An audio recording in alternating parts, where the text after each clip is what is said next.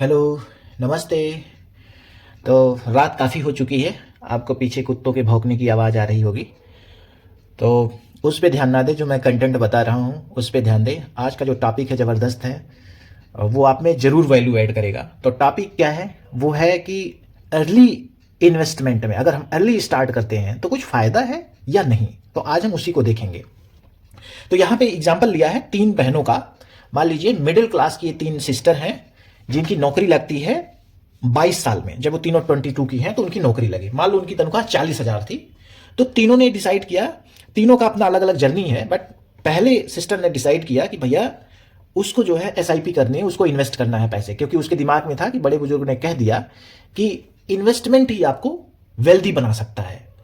तो उसने क्या किया, नौकरी पाते ही उसने 10-10 हज़ार महीने की एसआईपी शुरू कर दी। मतलब पहले साल उसने 1,20,000 डाला, दूसरे साल 1,20,000 डाला, ऐसे करते करते उसने 9 साल तक डाला। ठीक है।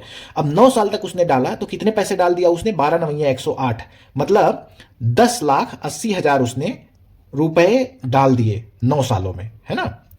ये मैंने अमाउंट लिख दिया। अब दूसरी सिस्टर ने शुरू किया 22वें साल में, कोई सेविंग नहीं करी, जीरो सेविंग। खूब उसने एंजॉय की, जितने पैसे पाए 40 के 40,000 मिले सब डाल दिया, एंजॉय किया ही, है ना। जो भी किया, खाना पीना खाता रहा अपना इधर से। जीरो जीरो जीरो, 9 साल तक उसने कोई भी इन्वेस्टमेंट नहीं किया, सब पैसे खर्च किए।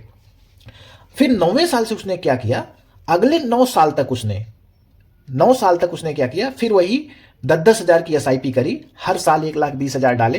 तो 9 साल में ये कितना डालेगी, ये भी जो टोटल अमाउंट डालेगी कितना, 10,80,000 ही ये डालेगी, जितना पहली सिस्टर ने डाला था। और पहली सिस्टर ने 9 साल डाल करके ये चुप मार करके बैठ गई। और उसके अब इसकी एज कितनी हो गई, 30 साल। जब 30 साल की हो गई तो जितना इसका तनख्वाह आ रहा है, एक भी पैसा नहीं सेव कर रही है। अब ये पूरा बैठ गई, जो भी तनख्वाह आ रहा है 30 साल के बाद सारा पैसा खर्च कर डाल रही है। कब तक खर्च कर रही है? जब तक ये 60 साल की हो गई, जब तक रिटायर नहीं होती। दूसरे वाली सिस्टर ने 31वें साल से शुरू किया और 40 साल तक डाला, है ना, मतलब 9 साल डाला। और दूसरी सिस्टर ने क्या किया, 40 साल के बाद उसने डालना बंद कर दिया। मतलब 40 से लेकर के 60 साल तक, 20 साल तक वो जितनी तनख्वाह मिली उसको सारा का सारा पैसा खर्च करती रही, मजे में एकदम बढ़िया बिंदास। अब देखो तीसरी सिस्टर ने क्या किया, तीसरी सिस्टर ने भी शुरू में कुछ भी इन्वेस्ट नहीं किया, सब जीरो इन्वेस्ट किया, कुछ भी नहीं, जो पैसे मिले सब एकदम मजे में अपना खर्च किया।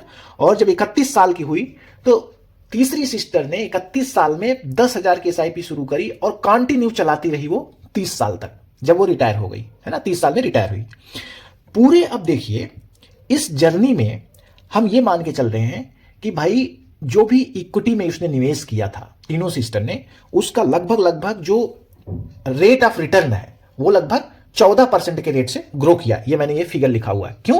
क्योंकि इक्विटी का जो हिस्ट्री है, जब से इंडेक्स चल रहा है, एवरेज जो इक्विटी का जो रिटर्न है वो 13-14% के आसपास ये मिला है। तो ये एज्यूम कर रहा हूं कि फ्यूचर में भी इतना मिलेगा। इसका पुख्ता दावा नहीं किया जा सकता है, बट फिर भी इंडिया की जो ग्रोथ स्टोरी है उसको देखते हुए अगर देखा जाए, जैसे गवर्नमेंट ऑफ इंडिया का जो प्लान है, जो उनका विजन है 2047, मतलब नेक्स्ट 25 साल में एक तरीके से सोचें इंडिया को विकसित बनाना है, तो उस ग्रोथ स्टोरी से अगर हम कंपेयर करें तो जितना रिटर्न अभी तक एनुअल मतलब कंपाउंड सीएजीआर मिला है, रिटर्न मिला है इन फंड पे, उससे कम नहीं मिलेगा। लगभग लगभग हम एज्यूम करते हैं कि 14-15% के रेट से ग्रो करेगा। तो हमने यहां 14% का इंटरेस्ट रेट लेकर के ये कैलकुलेशन किया।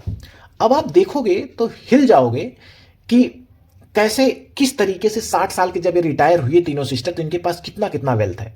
तो पहली सिस्टर जिसको पहले अकल आ गई थी, मतलब डे 1 पे नौकरी जब उसने स्टार्ट किया, डे 1 पे अकल आई, उसके पास जो वेल्थ बना रिटायर होने, जब 60 साल पे रिटायर हुई तो 10,56,54,783 रुपए ये बने जब वो 60 साल की हुई रिटायरमेंट के टाइम। दूसरी सिस्टर जिसने 9 साल बाद उसको अकल आई, उसके पास कितने बने, उसका जो वेल्थ बना 2.84 करोड़, 2.84, 2,84,99,724 बना। तीसरी सिस्टर को भी 9 साल बाद अकल आई, लेकिन उसने क्या किया, अपनी पूरी जर्नी के दौरान 30 के 30 साल उसने पूरा फुल जो है इन्वेस्टमेंट किया। उसका जो एसेट्स बना कितना बना, 4,23,04,464 रुपए का। बताइए। अब देखिए इन सब स्टोरी से यह पता लगता है पहली वाली सिस्टर के पास 10.56 करोड़ के आसपास वेल्थ बना। क्यों? क्योंकि उसको जल्दी अकल आई थी, उसने इन्वेस्टमेंट जो शुरू किया था बहुत ही जल्दी शुरू कर दिया था, इसलिए उसका वेल्थ भयंकर बना है। तो ये चीज हमेशा याद रखें, जब भी आपको इन्वेस्टमेंट करना है तो इन्वेस्टमेंट के लिए टाइमिंग मत करिए कि मार्केट गिरेगा, है ना, अगले महीने किसी ने बोल दिया है गिरेगा तब मैं इन्वेस्ट करूंगा या 2 महीने बाद शुरू करूंगा। इन्वेस्टमेंट अगर आप सिस्टमैटिक इन्वेस्टमेंट प्लान के थ्रू कर रहे हैं, म्यूचुअल फंड में कर रहे हैं, तो आज ही जो सबसे बेस्ट टाइम होता है, जब आप ये डिस्कस कर रहे हैं, जब आप सोच रहे हैं, उसी टाइम इन्वेस्टमेंट करें, है ना। ये टाइमिंग की बात ना करें कि मार्केट जब गिरेगा तब मैं ये करूंगा, है ना, उस तरीके से, या 6 महीने बाद करूंगा। अगर आज भी आपके पास बचते हैं तो आज से ही अपना एक देख करके अपना एक नया प्लान शुरू करें। तो बेसिकली होता क्या है कि लोग वेल्थ बना क्यों नहीं पाते हैं? एक्चुअली इतना ही आसान है। पहले वाले एग्जांपल में खाली 9 साल इन्वेस्ट करके वो बाकी के 30 साल वो आराम से मस्ती में, फुल मस्ती में चलती रही फर्स्ट सिस्टर। अगर ये वेल्थ बनाना इतना ही आसान है तो हम बना क्यों नहीं पाते? सवाल यही है। मैंने जो लास्ट वीडियो रिलीज किया था, पावर ऑफ कंपाउंडिंग, अगर आप ये वीडियो देख रहे हैं तो पावर ऑफ कंपाउंडिंग वाला वीडियो जरूर देखिएगा। उसमें मैंने पूरा डिटेल में उसकी मैथमेटिक्स पीछे जा करके उसका पोस्टमार्टम करके बताया हुआ था कि मार्केट में कंपाउंडिंग कैसे काम करती है और over the period of time आपका वेल्थ कैसे बनता है। तो आपको मजा आएगा वीडियो देख करके। थोड़ा बोरिंग होता है क्योंकि मैथमेटिक्स का है, बट चूंकि आपको लंबा अगर ये पाई खेलना है तो थोड़ी मैथमेटिक्स समझो, 5-10 मिनट मैथमेटिक्स समझ लोगे तो आपके दिमाग में वो बस जाएगा, आपको कन्विंस कर देगा कि ये कंपाउंडिंग का पावर कैसे होता है और इक्विटी मार्केट में या मार्केट में वेल्थ बनती कैसे है। तो हमारे पास ना एक्चुअली मिडिल क्लास का दिक्कत ये है, वेल्थ ना बना पाने का जो एक मेजर रीजन होता है कि हम बेसिकली, हमें ना, जैसे कहावत है ना कि अगर हमें हाथी पे भी बैठा दिया जाए तो भी साला काला कुत्ता काट लेता है। तो लफड़ा क्या है कि जैसे मान लो कि हमें कोई नई नौकरी बंदे का, किसी बच्चे का लगता है, तो चच्चा ना 2-3 आ जाएंगे उधर से बोलने के लिए कि यार ये जो पड़ोसी है ना, हमें क्या होता है ना, हमें अंबानी, अदानी, जोमेटो, HLL, है ना, और तो और छोड़ दो इन सबको, हमारे अपने ही शहर के जो बड़े सेठ होते हैं जिन्होंने बिजनेस में या जिन्होंने इन्वेस्टमेंट में या जिन्होंने पैसे बनाए हैं, उनको हमें एग्जाम्पल नहीं देना आता, हम उन्हें नहीं देख सकते। हम देखते किसको है? चाचा जी आएंगे, वो दिखाएंगे पड़ोसी को, है ना, वो बोलेंगे अरे यार ये सोहना देख रहे हो, लास्ट 6 महीने पहले जो है 2 तल्लवा घर बनाया और अभी अभी पिछले हफ्ते एक ठो डिजायर, स्विफ्ट डिजायर लाया है, नई गाड़ी। और अगला बंदा की नई नौकरी मिली है, उससे बोल रहे हैं चाचा जी। अगले बंदे को ऐसा जोश आता है भाई, ऐसा जोश आएगा कि नई नौकरी मिलते ही उसके दिमाग में बस जाता है कि भैया करना तो मेरे को भी है। और नई नौकरी लगते ही बंदा जाके जाता है फंस। वो देखा कहीं पे किसी ने बताया प्लाट एक लेना है, लगा दिया पैसा प्लाट में। फिर देखा यार गाड़ी भी लेनी है ना, तो उसके लिए अलग लोन शुरू कर दिया। प्लाट भी वैसे तो नहीं लेगा, प्लाट में भी लोन हो गया। बंदा होता क्या है, वो ऐसे ही जा करके 1-2 चीजों में जाके इस तरीके से उलझ जाता है, फंस जाता है कि अगले 10-15 साल तक उसके पास निवेश करने के लिए पैसे ही नहीं बचते हैं, यानी वो बुरी तरह से फंस जाता है। अब चाचा जी, वो बंदे को तो बुरी तरह बेचारे फंसते हैं, और चाचा जी गांव में जा करके घूम करके, गांव में शहर में बोल रहे होते, अरे हमारे विनोद भी ले लिए हैं, कहाँ, प्लाट ले लिए हैं, है ना। अरे वो फिर कुछ दिन बाद आएंगे, शुरू करेंगे, अरे वो तो ब्रेजा ले लिया है। फिर कोई बोलेगा नहीं वो इसका जो है सोहना की गाड़ी बहुत जबरदस्त है, वो डिजायर है। बोलेंगे हाँ, डिजायर नहीं सही है, डिजायर से ऊपर का है ये ब्रेजा जो उसने लिया है, अरे वो XUV है। तो चाचा क्या है ना, घूम घूम करके वैनिटी एंड नॉवेल्टी पेल रहे होते हैं, और इस वैनिटी और नॉवेल्टी के चक्कर में जो नया लौंडा नौकरी पाता है ना, उसकी ऐसी की तैसी कर देते हैं। तो जो नट्स है, जो मैं क्रक्स बताना चाहता हूं ना, मिडिल क्लास की सबसे बड़ी लफड़ा यह है कि हम क्या करते हैं, हम वेल्थ नहीं क्रिएट करते हैं, हम दिखावा क्रिएट करते हैं, हम वैनिटी क्रिएट करते हैं, नॉवेल्टी क्रिएट करते हैं, अपने लिए नहीं, दूसरों को दिखाने के लिए। हाँ यार मेरे पास ये है, अच्छा उसके पास तो ये है। ये जो फोबिया है या फोमो कह ले, है ना, जिसको आजकल बोलते हैं फियर ऑफ मिसिंग आउट, कि अरे यार वो तो गाड़ी खरीद लिया, हाय दैया मुझे भी खरीदना। क्यों?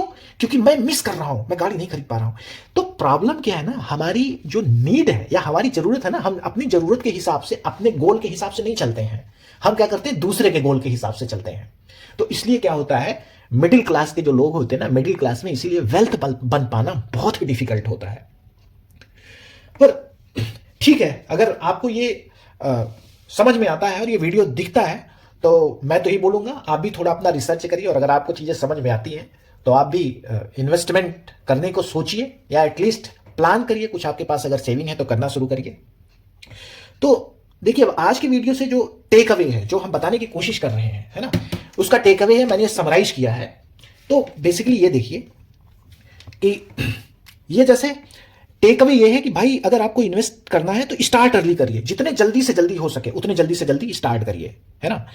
और दूसरा जो मिथ है लोगों का, लोग क्या करते हैं, पहले इनकम मान लो 40,000 रुपए तनख्वाह है, वो आई तो सबसे पहले क्या करते हैं लोग, इन्वेस्टमेंट या सेविंग के लिए क्या फिलॉसफी अपनाते हैं कि पहले अच्छा ये निकाल दो, इसका ये है, उसका ये लाना है, इसका डाइपर का ये हो गया, उसका खाने का ये हो गया, इसका ये हो गया, 2 बार पार्टी करने जाएंगे बाहर, और 4 बार मूवी जाएंगे, है ना, 5 बार चाट खाने जाएंगे, 10 बार गोलगप्पे खाने जाएंगे। ये सब निकालने के बाद ही बोलते हैं एक्सपेंसेस हो गया, बचा कितना, 2-3 हजार बच रहा है, का ही करेंगे 2-3 हजार के इन्वेस्टमेंट से, का हो जाएगा, है ना, चलो कोई बात नहीं, अब थोड़ा 2-3 साल में तनख्वाह बढ़ेगी तब करेंगे, अभी थोड़ा मजे कर लेते हैं, अभी 2-4 हजार का चलते हैं, थोड़ा कहीं और घूम घाम के आ जाएंगे, किसी पार्क वार्क में चले जाएंगे, है ना। तो ऐसे सोचने लगते हैं। नहीं, अगर ये सोच रहे हो ये गणित है ना, तो ये इन्वेस्टमेंट की गणित है ही नहीं भाई साहब, इसको हटा दो, ये है नहीं, ये मत सोचिए। अगर आप इन्वेस्टमेंट कर रहे हो तो आपका इनकम जिस दिन आया, इनकम में से आपने 20% स्ट्रेट अवे एक फिगर बना लो भाई, 20% या 15% मुझे निकाल ही देना है। जिस दिन 40,000 तनख्वाह अगर मान लो आपकी आती है, उसमें से 20% निकाल लो, 4 दूनी 8, 8,000 यहां निकाल करके उसी दिन जो भी फंड है, जो भी चूज कर रहे हो, जहां पे आपको इन्वेस्ट करना है, उसी दिन डाल दो, और जो बचे उसमें जाओ, जो करना है वो करो, टिक्की, गोलगप्पे, समोसे, चाट, चटनी, जलेबी, जो भी खाना है खाओ, बट इस चीज को निकाल दो और ये आप हैबिट में ले आओ। मतलब अगर हैबिट में ये चीजें आ गई ना, सेविंग की, इन्वेस्टमेंट का, तो आप काफी अच्छा, मतलब over the period of time 7 साल में, तो ये बोलूंगा अगर इक्विटी मार्केट में डालते हो, अगर 7 साल से ज्यादा ये आपने कर लिया, तो बता रहा हूं बहुत अच्छा वेल्थ बना लोगे। तो आई थिंक वीडियो बहुत ही लंबा हो रहा है। अगर आपको वीडियो अच्छा लगा तो लाइक, शेयर और सब्सक्राइब करना ना भूलें। आप इसको शेयर करिए। ये वीडियो एजुकेशन के पर्पज से बना रहा हूं, आप ताकि मोटिवेट हो सकें, है ना। अगर आप इन्वेस्टमेंट की जर्नी में नहीं है तो आप इन्वेस्टमेंट के लिए सोच सकें, ताकि आज आप अच्छी लाइफ जी रहे हैं, नो डाउट, बट इन्वेस्टमेंट इसलिए किया जाता है, आज अच्छा जी रहे हैं, कल उससे बेहतर जिए। तो अपनी बेहतर लाइफ के लिए आप जरूर सोचें, क्योंकि देखिए पेंशन वगैरह आप गवर्नमेंट जॉब में भी नहीं रहा, काफी सारी जगह से पेंशन खत्म हो गया है। तो आप इसका बेहद ध्यान रखें और अपना ख्याल रखें। और अगर आपको वीडियो अच्छा लगा तो लाइक, शेयर और सब्सक्राइब जरूर करें। Thank you very much for watching. Thank you, bye bye.